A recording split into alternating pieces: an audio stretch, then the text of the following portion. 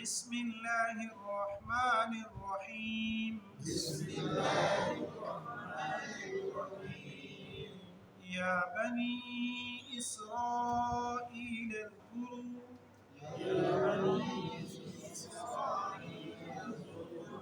نعمتي التي أنعمت عليكم وأني فضلتكم على العالمين واتقوا يوما لا تجزي نفس عن نفس شيئا ولا يقبل منها شفاعة ولا يؤخذ منها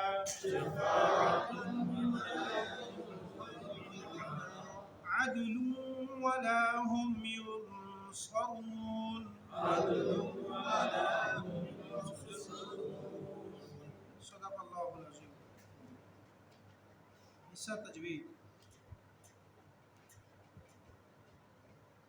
تجوید کسی چیز کو نکھارنے کو، واضح کرنے کو کہتے ہیں، اور اصطلاح کے اندر اہل تجوید کی زبان میں قرآن کو چھوٹی اور بڑی، لحن جلی اور لحن خفی کی غلطیوں سے بچا کر کے عربی قواعد کے مطابق پڑھنے کو تجوید کہتے ہیں. چھوٹی اور بڑی غلطیوں کو تجوید والوں کی اصطلاح میں لحن جلی کہتے ہیں، اور چھوٹی غلطی کو لحن خفی کہتے ہیں، اور بڑی کو لحن جلی کہتے ہیں. آپ علماء سے سنیں گے کہ لحن خفی سے نماز نہیں ٹوٹتی. وہ مسئلہ جب بتاتے ہیں تو وہ یہ نہیں کہتے چھوٹی غلطی، بلکہ وہ لفظ استعمال کرتے ہیں لحن خفی سے نماز فاسد نہیں ہوتی، اور لحن جلی سے نماز فاسد ہو جاتی ہے. عموماً لحن جلی کی غلطیاں کہاں ہوتی ہیں؟ زبر زیر کی صورتوں میں، اور فا کی جگہ صاد سین پڑھ لیا یا حا کی جگہ خا پڑھ لیا، جیسے کہ خلق اور حلق. خلق کہتے ہیں پیدا کرنا، اور حلق کو کہتے ہیں گلے کو کہتے ہیں. اور زبر زیر کی صورت میں اللہ رب العالمین سورہ مزمل میں کہتے ہیں کہ ہم نے موسیٰ علیہ السلام کو بھیجا فرعون کی طرف. فعصا فرعون الرسول. اب یہاں کوئی الٹ پڑھ لے فعصا فرعون الرسول تو نماز نہیں ہوتی، اور دوسرا جملہ ہے. غلطی کتنی ہے؟ ایک زبر بدلی ہے. فعصا فرعون الرسول، فرعون کے اوپر زبر پڑھ لیں اور رسول کے اوپر پیش پڑھ لیں تو یہ کفریہ جملہ ہے، اور نماز ٹوٹ جاتی ہے، فاسد ہو جاتی ہے. تو بہرحال سمجھانا یہ چاہ رہا تھا کہ لحن جلی بڑی غلطیوں کو کہتے ہیں، اور لحن خفی چھوٹی غلطیوں کو کہتے ہیں. حروف تہجی بدلنے سے بھی معنی بدل جاتے ہیں. الحمدللہ رب الحمد کا ہی معنی لے لیں. الحمد کہتے ہیں تمام تعریفوں کو، اور الحمد چھوٹی چھوٹی چیزوں کو کہتے ہیں. مائنر جو چھوٹی چھوٹی زدات ہوتے ہیں انہیں حمد کہتے ہیں، حلوے والا. اور ایسے ہی خلقہ اللہ نے پیدا کیا، حلقہ سر مڑوانا، عمرے پہ جاتے تو حلق کروانا، اور پھر حلق گلے کو بھی کہتے ہیں. تو بدلہ کیا ہے؟ حروف تہجی بدلیں، خا اور حا بدلیں. حصہ ترجمہ. یا بنی اسرائیل، ہے بنی اسرائیل، اولاد یعقوب، حضرت یعقوب علیہ السلام کی اولاد کو بنی اسرائیل کہتے ہیں. اصل میں اسرائیل کہتے ہیں اللہ والا. یہ عربی زبان کا لفظ نہیں ہے، عبرانی زبان کا لفظ ہے. اللہ والے کی اولاد، یعنی کہ عربی زبان میں کہیں تو حضرت یعقوب علیہ السلام کی اولاد ہے. اولاد یعقوب، اذکرو تم یاد کرو، یہ امر کا صیغہ ہے، تم یاد کرو نعمتی میری نعمت کو. نعمتی یلتی ملا کے پڑھتے ہیں، اصل لفظ یہ ہے نعمتی. تم یاد کرو میری نعمت کو، التی وہ نعمت، انعمت جو میں نے نعمت کی، علیکم تمہارے اوپر، وانی اور یہاں پر یہ معطوف ہے عطف کے ساتھ، اور یاد کرو اس زمانے میں، اس وَأَنِّي اور بے شک میں نے فضلتکم تمہیں فضیلت بخشی علی العالمین تمام جہانوں پر۔ تفسیر میں اس کا میں ازالہ کر دوں گا کہ العالمین سے کیا مراد ہے۔ وَاتَّقُوا اور ڈرو یومن اس دن سے لا تجزی جس دن کوئی نفع نہیں دے گا، کوئی نفع حاصل نہیں ہوگا، نفس عن نفس کسی نفس کو کسی نفس سے۔ شیخ الہند رحمہ اللہ نے ترجمہ کیا اس کا، کسی زیرو کو کسی زیرو سے، اس سے جنات بھی اس میں شامل ہو جاتے ہیں کہ کسی جن کو بھی دوسرے جن سے، انسان تو اپنی جگہ رہ جاتے ہیں، کسی جن کو بھی فائدہ حاصل، چونکہ جنات اور انسان دونوں مکلف ہیں۔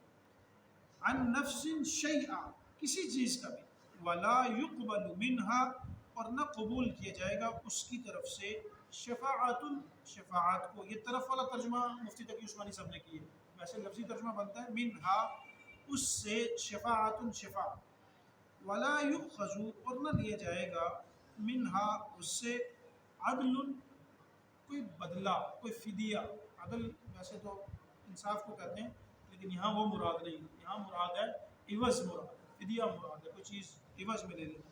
ولا هم ینصرون اور نہ ان کو مدد ملے گی۔ بماورا ترجمہ، اے بنی اسرائیل میری نعمتوں کو یاد کرو جو نعمتیں میں نے تمہیں دی تھیں اور تمہیں زمانے کے اوپر فضیلت بخشی تھی، اور ڈرو اس دن سے جس دن کوئی جان کسی جان کے کام نہیں آئے گی، ولا يقبل منها شفاعت اور نہ اس دن کوئی شفاعت قبول ہوگی، ولا يؤخذ منها عدل اور نہ کوئی فدیہ لیا جائے گا اور نہ مدد ملے گی۔ حصہ تفسیر، سب سے پہلے ایک سوال کا جواب سمجھے۔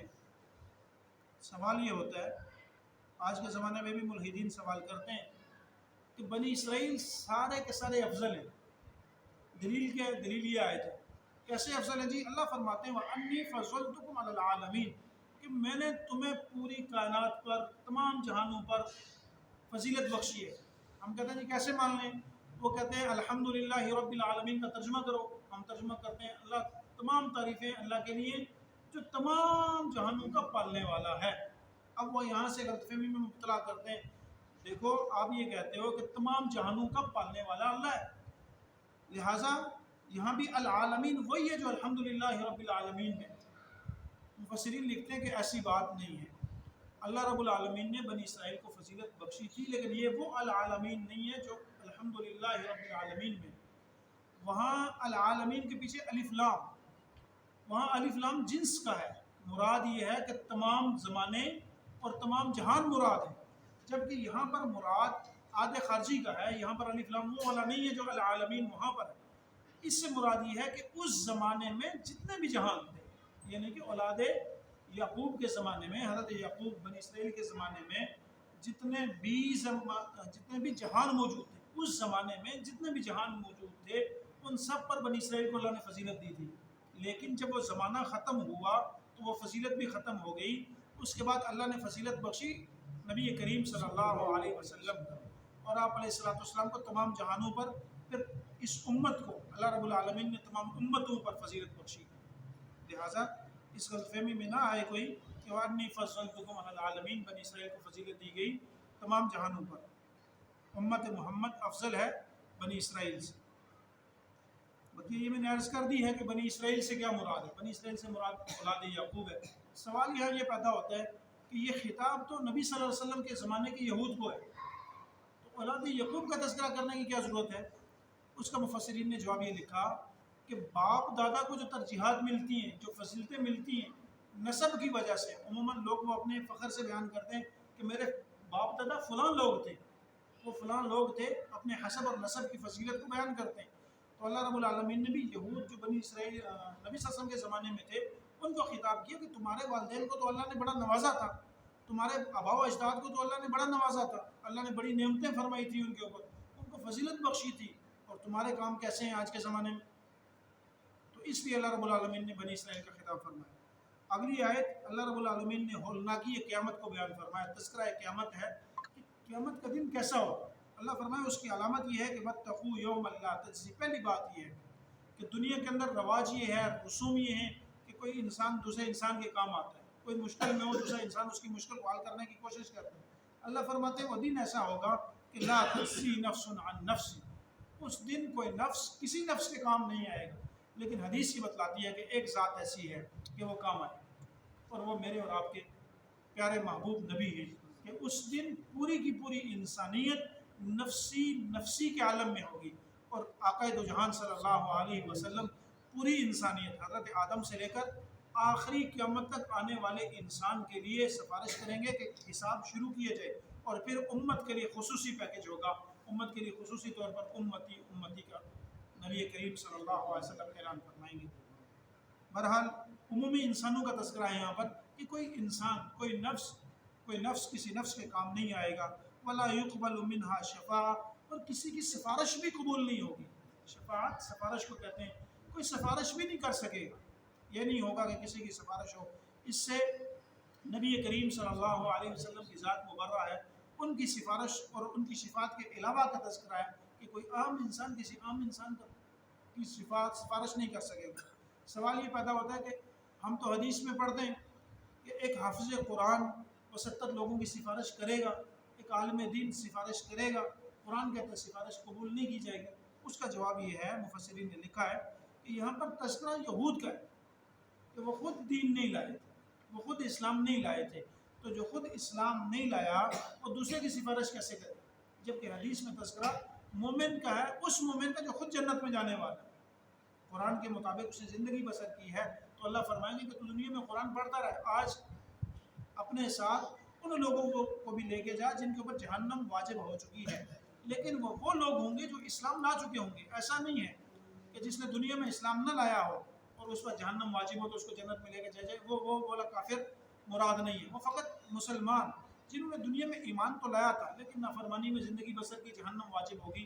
اللہ فرمائیں گے کہ آج ان کو بھی سفارش کے ذریعے جنت میں لے کے جاؤ، لیکن یہ جو اللہ نے نفی فرمائی ہے وَلَا يُقْبَلُ مِنْهَا شَفَاعَةٌ، اس سے مراد کفار ہے، کوئی کافر کسی کافر کی سفارش نہیں کر سکے گا۔ اور ایسا بھی نہیں ہے کہ دنیا میں بڑا زام ہوتا ہے آدمی کو، میرے پاس بڑے پیسے ہیں، بڑا مال ہے، اللہ فرماتے ہیں وَلَا يُؤْخَذُ مِنْهَا عَدْلٌ، اس دن مال بھی کوئی کام نہیں آئے گا، وہ مال کسی کام نہیں آئے گا اور نہ کوئی فدیہ لیے جائے گا، وَلَا هُمْ يُنصَرُونَ، اور نہ کسی اور جانب سے کوئی مدد آئے گی۔ دنیا میں انسان جن بتوں کو پوجتا رہا، کوئی سورج کو پوچھ رہا ہے، کوئی ستاروں کی پرستش کر رہا ہے، کوئی قبروں کے مجاور ہے، تو جو دنیا میں جس عالم میں رہا، کہیں اللہ فرماتے ہیں اس کے ذہن میں یہ بات نہ آ جائے کہ سورج کی طرف سے مجھے مدد مل جائے گی، کسی قبر والے کی طرف سے، کسی پتھر کی طرف سے، کسی بت کی طرف سے۔ اللہ نے فرمایا کہ نہیں، اس دن صرف اور صرف مدد کرنے والی ایک ہی ذات ہوگی، اور وہ اللہ تعالیٰ کی ذات ہوگی، اور وہ کسی کافر کی مدد وَلَا هُمْ يُنصَرُونَ، وہ کسی کافر کی مدد نہیں کرے گا۔ اللہ تعالیٰ سے دعا ہے قرآن پڑھنے سمجھنے کی توفیق نصیب فرمائے۔ سبحانک اللہم و بحمدک، نشہد ان لا الہ الا انت، نستغفرک واتوب الیک برحمتک۔